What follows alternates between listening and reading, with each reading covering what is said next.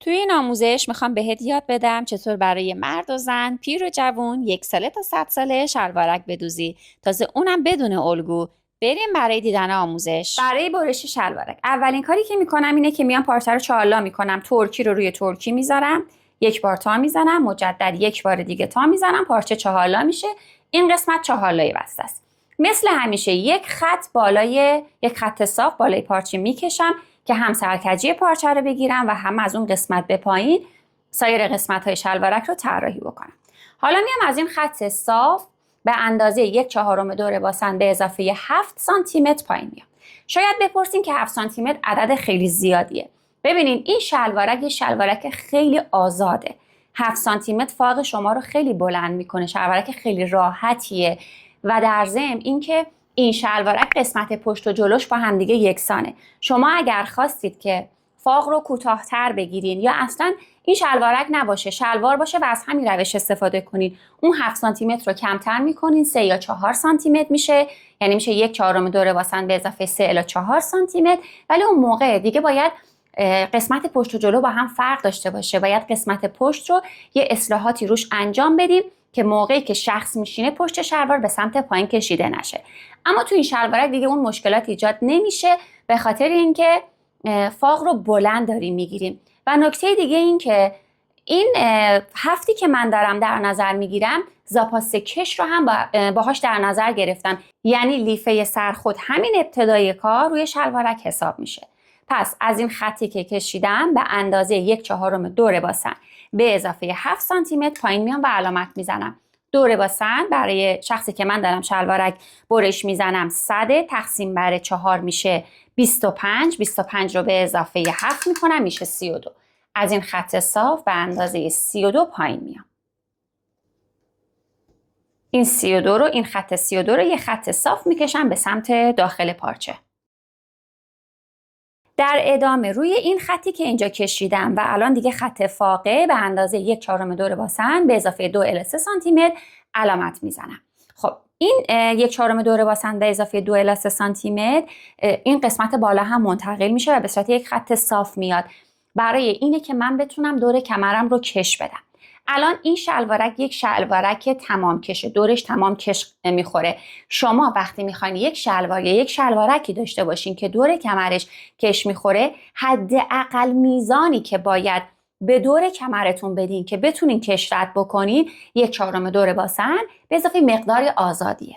چرا 1/4 دور باسن؟ چون اگر شما از 1/4 دور باسن این مقداری که اینجا علامت میزنید کمتر باشه، درسته دور کمرتون از دور باسنتون کمتره ولی شلوار به سمت بالا کشیده نمیشه. پس حداقل میزانش 1/4 دور باسن به اضافه 1-2 سانت آزادیه. الان من روی این خط به اندازه 1/4 دور باسن به اضافه 3 سانتی متر علامت میزنم چون پارچم پارچه نخیه و میخوام قسمت بالاش رو چین زیادی بدم که راحت باشه.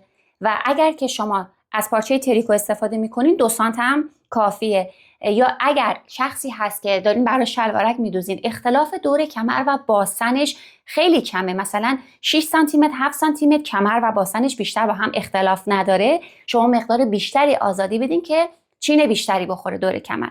پس من 1/4 دور باسن که میشه 25 به اضافه 3 سانت میکنم میشه 28 و اینجا رو علامت میزنم.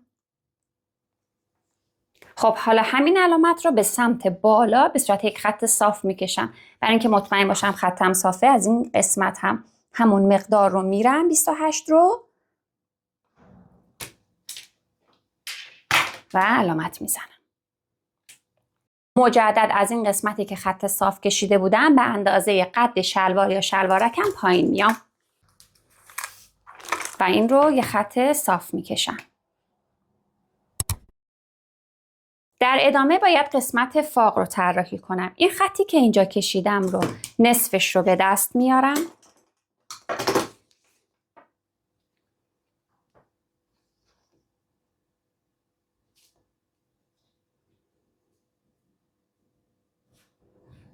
و از این قسمت به انتهای حالا هر چقدر که دیگه جا داره فاقم رو طراحی میکنم تا انتهای پارچه. 1 سانت زاپاس دوخت رو در نظر بگیرید، 1 سانت رو در نظر بگیرین و این قسمت فاق رو طراحی کنید به این صورت. 1 سانتی اینجا من زاپاس گذاشتم. حالا از این سمت ببین اینا قسمت 2 لایه باز بود. اون قسمتی که 4 لایه بسته است قسمت پهلوی شلوار میفته. از این قسمت روی این خطی که دارم از اینجا به اندازه 1 سانتی متر میرم داخل و وصلش میکنم به انتهای فاقم به اینجا. فاق به این صورت طراحی میشه. خب حالا میام برای قسمت دمپا. این خط دمپا رو شما میتونین گشادی دمپا رو در نظر بگیرید. اگر که برای شلوارک شما میتونید 30 تا 33 علامت بزنید. اگر برای شلوار 20 تا 30 علامت بزنید این در واقع 1/2 میشه. 1/2 دور دمپا، چون این شلوارک خیلی شلوارک گشادیه. یا اینکه نه، حالا شما هر مقداری که خودتون تمایل داشتین میتونین این مقدار رو علامت بزنید. من حدوداً 28 سانتی متر علامت میزنم. حالا این نقطه رو به انتهای فاق وصل میکنید. میتونید هم به صورت خط صاف وصل کنید، هم اگر دوست داشتین یه مقدار هلال کنید. ولی خب چون این شلوارک خیلی گشاده دیگه، حالا اون هلال هم زیاد تأثیری توی کار ما نداره. میتونید روی مقدار هم هلالش بکنید. خب توی حالتهای عادی ما میمدیم یک مقدار فاق پشت رو میکشیدیم سمت بالا به اندازه 1 سانتی متر که فاق پشت موقعی که نشست و برخاست میکنه شخص به سمت پایین کشیده نشه. ولی توی این مدل اصلا نیازی به این کار نیست، چون فاق بسیار بلنده و هیچ اتفاقی نمیفته. دور تا دور کار رو با زاپاس 1 سانتی قیچی میکنم و میرم برای دوختش. شلوارک رو که برش زدین هر کدوم از این تکه ها برای 1 پاه. اولین مرحله از دوخت اینه که بیاین درز داخل پا رو در هر 2 تکه بدوزید به اندازه زاپاس دوختی که داشتین و بعد لبه هاش رو سردوز بزنید. قسمت پایین رو هم سردوز بزنید و به اندازه 1 سانتی کنید و بدوزید. حالا یکی از این تکه ها رو به رو میکنم و یکی دیگهش رو به همین صورت پشت باقی میذارم. این تکه رو که به رو کردم رو داخل این تکه‌ای که به پشته میذارم، جوری که الان ببینین رو و رو به سمت همدیگه قرار میگیره. درزهای فاق رو قشنگ مماسه بر همدیگه میکنم.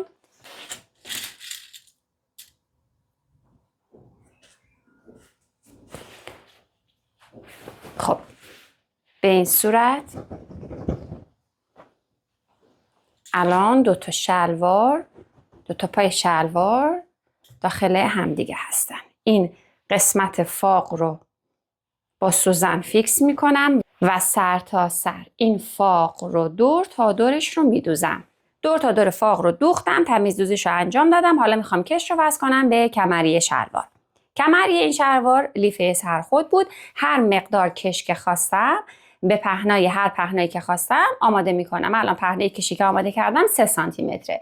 اینکه میزان کشم چقدر باشه شما نمیتونید از یک فرمول کلی برای همه کش ها استفاده کنین، چون کشسانی کش ها با همدیگه فرق میکنه. نوع کش ها و کهنه بودن و جدید بودن کش ها در کشسانیشون تأثیر داره. اگر کشی کهنه باشه، پوسیده باشه، مسلما یک میزان کشسانی داره و کشی که نوع اون هم یه میزان دیگه کشسانی داره. پس اینکه یه فرمول کلی داشته باشیم نمیتونیم این کار رو انجام بدیم. اما یه کاری رو میتونیم بکنیم. این کاری که میگم یه چیز استاندارده. شما کش رو باید بر اساس میزان کمر دور شخص، کمری که بهش گشادی ندادین، کمری که بهش آزادی ندادین، دور تا دور کمر شخص رو اندازه میزنین. هر چقدر که بود کیپ، بدون اینکه آزادی بدین. مثلا متر رو میذارین دور کمر شخص، میبینین کمرش 75، بدون هیچ آزادی. شما کش رو بر اساس اون 75 میایین محاسبه میکنین. اگر کشتون کشدانیش خیلی زیاده،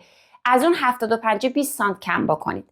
اگر کشتون کشدانیش کمه یا کش خیلی سفتیه، از اون 75 15 سانت کم بکنید. پس بسته به میزان نوع کشتون شما میاین و از دور کمر شخصی که اندازه گرفتین، دور کمری که هیچ آزادی بهش ندادین، 15 الی 20 سانتی متر کم میکنین و این کش رو حالا هر پهنایی که داشت آماده میکنید.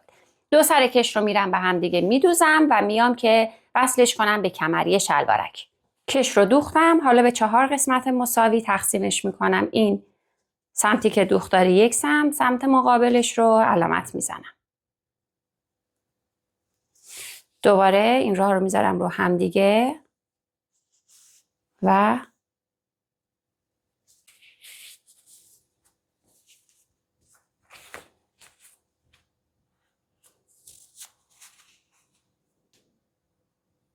خب الان کش به 4 قسمت مساوی تقسیم شد.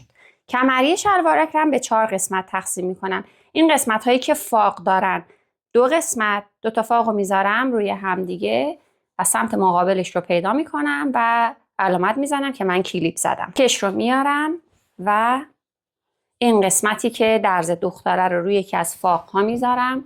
از قسمت پشت روی یکی از فاق ها میذارم، فیکسش میکنم.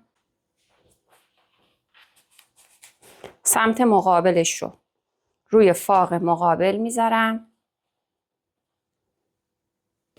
این رو هم فیکس میکنم. این یکی علامت میره تو پهلو، اینجایی که کلیپ زده بودم. ببینین از پشته، سمت پشت پارچه میذارمش. علامت این سمت هم میاد روی این یکی کلیپ.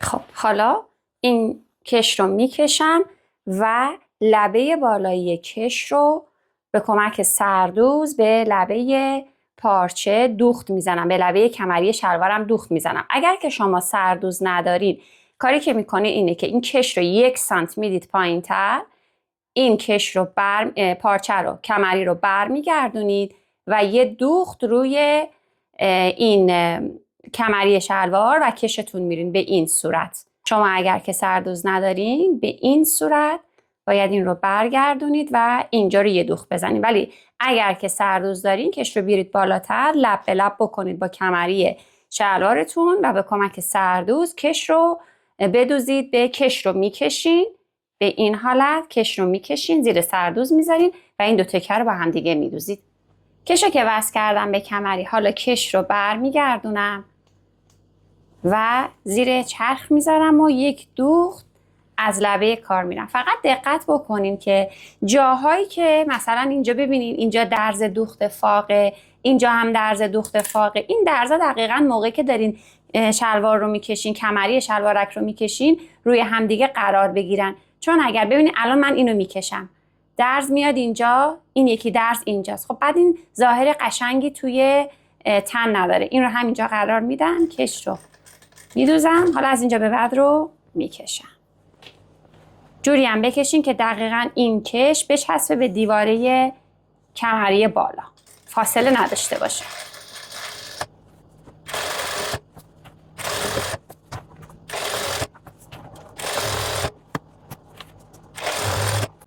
ببینین الان این درزه کمریه، این درز پایینیه، فاصله داره بینشون. کشش رو کم میکنم که این درزه برسه به درز زیری.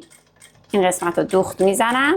حالا دوباره میکشم. همین نکات ریز و ریزکاریاست که کار شما رو خاص و متمایز میکنه.